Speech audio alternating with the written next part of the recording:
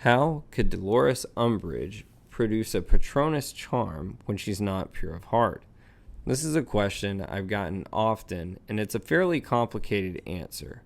In order to answer this question, we really have to look into Dolores's past and question her morals. So looking at Dolores's past, in 1965 or earlier, the exact date isn't known, she was born a half-blood.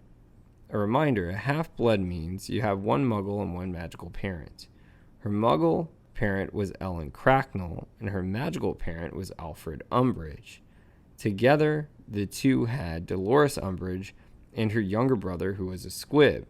Her younger brother's name is unknown, but a squib, a reminder, means it's a non-magical person in a magical family. Her father blamed her mother for birthing her son, who was a squib, and this seriously divided the family. And then when Umbridge was 15, Dolores and her father split from her mother and brother. Dolores and her father lived out the rest of their lives in the Wizarding World, whereas her mother and brother lived out the rest of their lives in the Muggle world. Being raised by her father, Dolores was taught to despise Muggles. Dolores, like everyone else that went to Hogwarts, was sorted into a house. She was sorted into the Slytherin house. She was given an 8-inch birch wand with dragon heartstring core. Eventually, she had Slughorn as a professor. Slughorn did declare her as idiotic and never thought highly of her.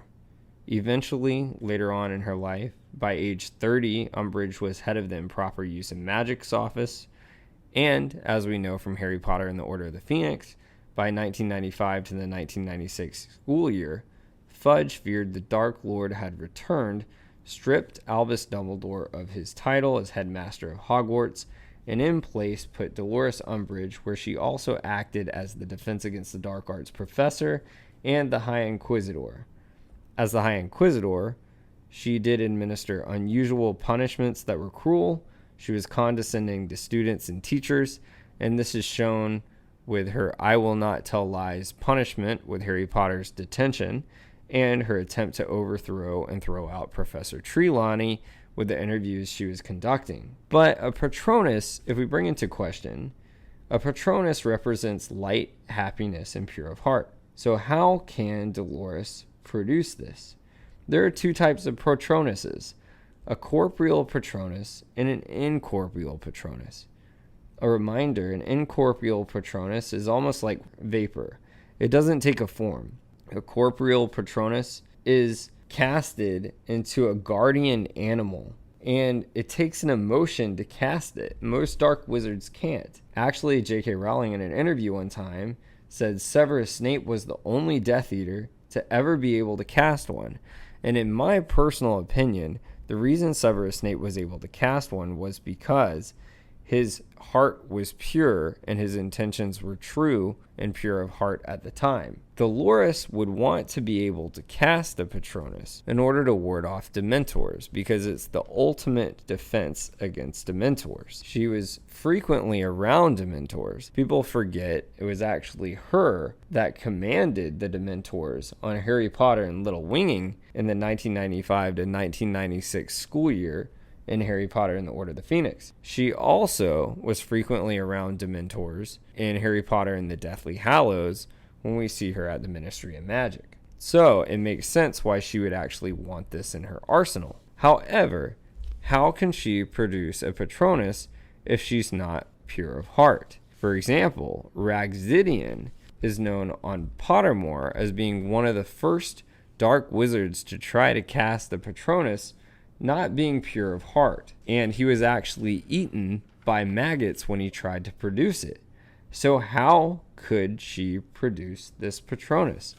Well, the answer actually lies with Pottermore.com and her morals. According to Pottermore.com, while there is a widespread justified belief that a wizard not pure of heart cannot produce a successful Patronus, an example of this, Raxidian, one of the first dark wizards to try to conjure a Patronus not pure of heart, was eaten alive by maggots. Few witches and wizards' questionable morals have succeeded in producing the charm. An example, Dolores Umbridge is able to conjure a cat Patronus in order to protect herself from Dementors. It may be true that the confident belief in righteousness of one's actions can supply the necessary happiness to make a Patronus charm.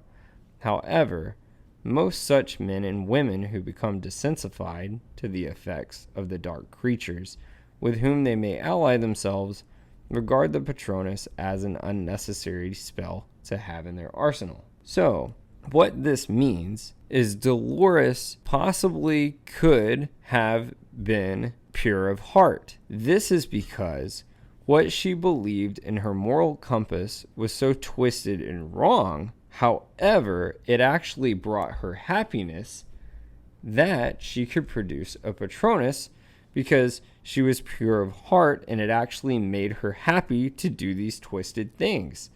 In a way, she's sociopathic possibly, meaning she believed what she was doing is right, and teaching people her own objectives made her actually feel happy and pure of heart in the actions because she thought they were for the greater good.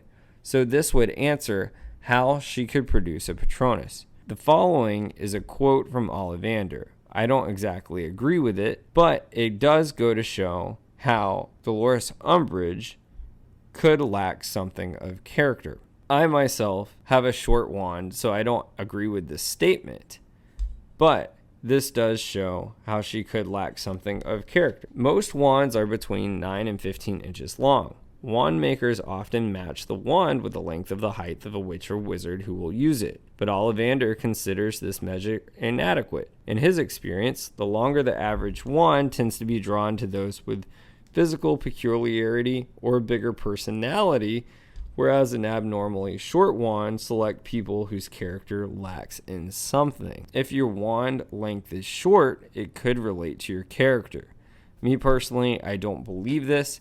I don't believe in his quote, and I don't believe in regards to witches and wizards and height in their wand length. But it can back the conclusion that because of Dolores Umbridge moral compass and her believing what she was doing was right, she was doing this for righteousness, and it made her happy and gave her happy thoughts. So because it gave her happy thoughts, she thought what she was doing was purely right, which gave her a pure heart. So she was pure of heart and was able to produce a cat Patronus. If you would like to know a more in-depth answer and more questions like this answered and more information on Patronuses, follow the link in the bio and subscribe to Chase and Josh Factor Fantasy Podcast. You can also subscribe to Ridiculous Patronus on YouTube. Drop your thoughts in the comments on why you think Umbridge was able to produce a Patronus. And if you have a Patronus from Pottermore.com, drop that in the comments. Would love to hear from you. Have a magical week.